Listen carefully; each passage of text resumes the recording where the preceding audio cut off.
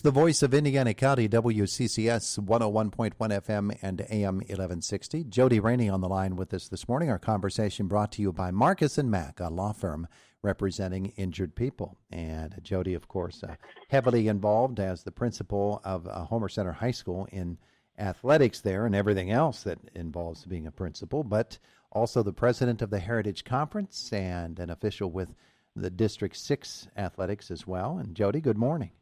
Good morning. It's good to have you with us here today. I wanted to talk a bit with you about the District 6 football playoffs, which are scheduled to begin next week. And that came as a shock to a lot of folks a couple of weeks ago, but nothing's the same as we expected in this year, is it?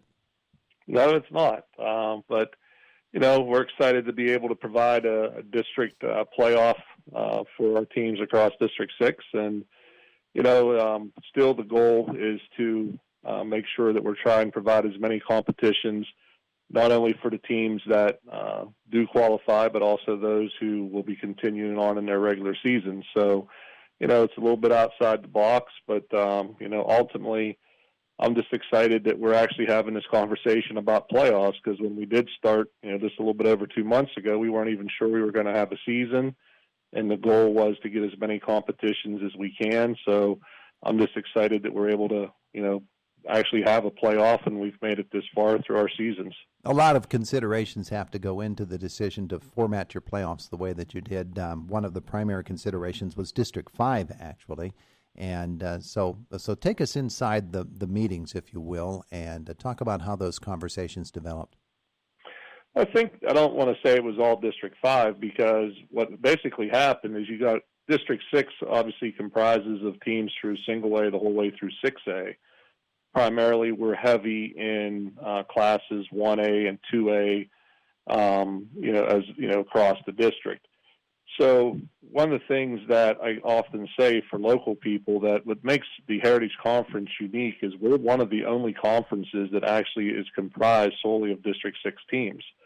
And then so you have other districts that you've got to think about.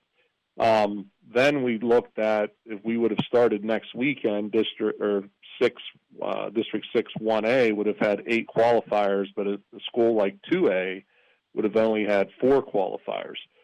So then we thought, okay, let's bump up to the 23rd. Let's bump up the AA only. Then we started looking at, but what if you're a school in the Heritage Conference that plays Marion Center or Northern Cambria, and you're a single A school, they're involved in a playoff potentially, and you're looking and needing points in order to qualify for single A. So, there were so many moving parts. I just thought Ralph Cesari, our District 6 football chair, did a fantastic job of laying out some different options. And then, there's a pretty close to equal representation between 6 2A schools and 6 1A schools on the committee. And so we just talked and come up with the solution that we would just start the playoffs this or next weekend on the 23rd, 24th. Of course, those discussions then lead to other questions, and the ability to play even after you have been eliminated comes into focus a little bit more. Also, if you have a bye, do you make a play during that week when you would be sitting out? And each of those schools make those decisions in consultation with potential opponents. But I thought it was kind of interesting. Mark Burdig was talking about his thoughts on the whole thing, that in the end, depending upon how those playoffs work out, there is the real potential that you could put together a 4-team sort of tournament for Heritage Conference football champion from some of the schools that don't get to play each other, and there would be really good matchups, sort of styling it a little bit after the way the basketball championships are done. Have you ever thought about that, or have you been considering things of that nature? Well, we haven't really had deep discussions in the Heritage Conference, but we certainly have, our goal, and we had when our meeting at Heritage Conference was to, try to be as open and flexible as we can be to make sure that all schools that participate in Heritage Conference athletics, especially in the sport of football, have an opportunity to have competitions for their kids. So that's the goal. Now, what does that look like? It's really hard to predict, just because You don't know who's going to advance. You don't know who still may be playing. What District 6 and PIAA does allow for is schools can continue to play up through and including the weekend of November 28th. So you can only get 10 regular season games. So like you mentioned, Todd, if someone would unfortunately get eliminated in the first weekend on the 23rd, if they have an opponent that's available, or they can pick up an opponent outside of the conference who's available, then they can continue their regular season.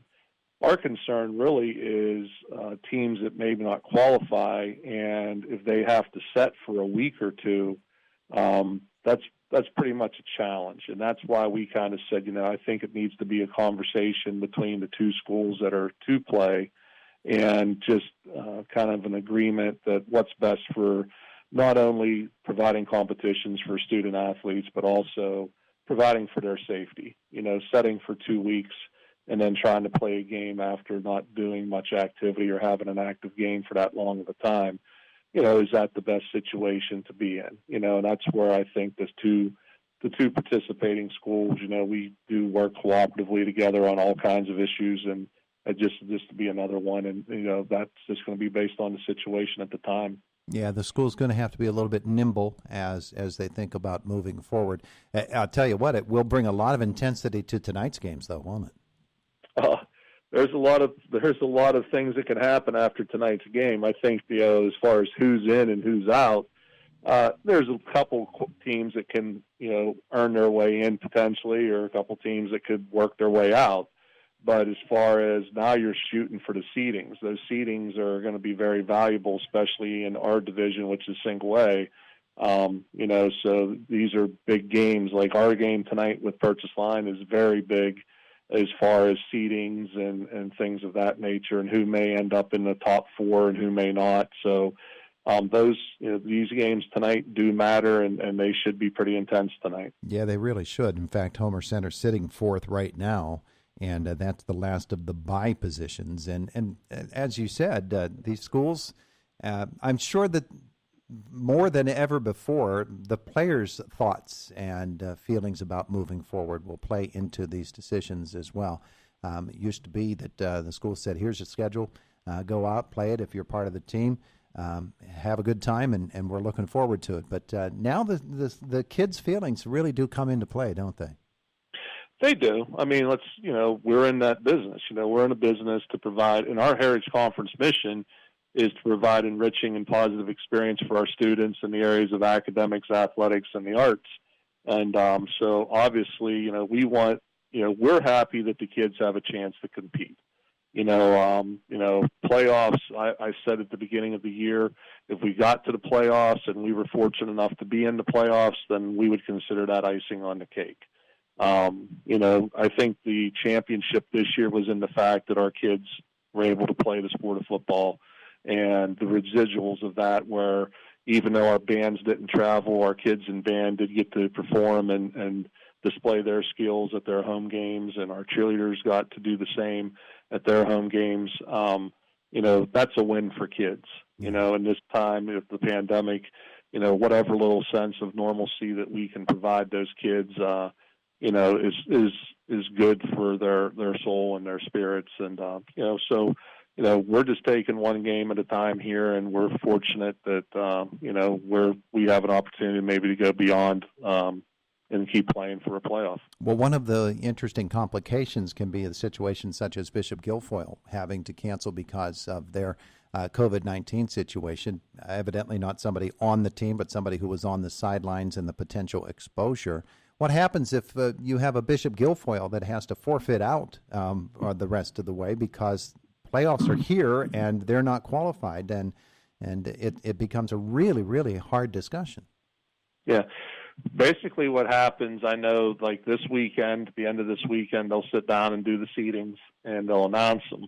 If there's a team that is unable to play and they announce that and say, we can't play due to a COVID concern or whatever other issue they may have, then if the seedings have not been set yet, then my understanding is they will bump everybody up and they'll bring another team in. But once the seedings are set and they're announced, then if somebody would have an issue where they can't play, it happened to us this year. We had a situation we couldn't play with Marion Center in a game. And so if that would happen and you're scheduled to play that weekend in a district playoff, unfortunately, different than the regular season, it would be considered a forfeit. And the team that, had the forfeit, they're out. And the team that, got the forfeit win moves on. Mm-hmm. And it's unfortunate because right now, for our case, we obviously missed the game with Marion Center due to a COVID issue. And so what happened there would be it was considered a no contest, meaning that, we didn't win or lose, Marion Center didn't win or lose. And so when they are considering the seeding points this year, they're taking your total games played. They divide that by your total points earned. So it doesn't hurt you in the seedings to have one less game than maybe everybody else. But when we start the playoffs, if that situation occurred, unfortunately for us, we would have had to bow out of the playoffs at that time. Yeah. All right. So there are a lot of things to be decided, not only tonight on the football field, but in the boardroom next week. Jody Rainey, thank you so much for coming along to visit with us and explain some of this stuff. Oh, thanks, Todd. And like I said, I'm just proud of the work that not only District 6, but all of our member schools have done to make sure that we were able to provide the playoff, and I know it causes a lot of confusion and some people question some of the things, but ultimately the goal is contest for the kids, and that's going to continue for the foreseeable future. So that's a good thing. Well put. Thanks, Jody. Thanks so much.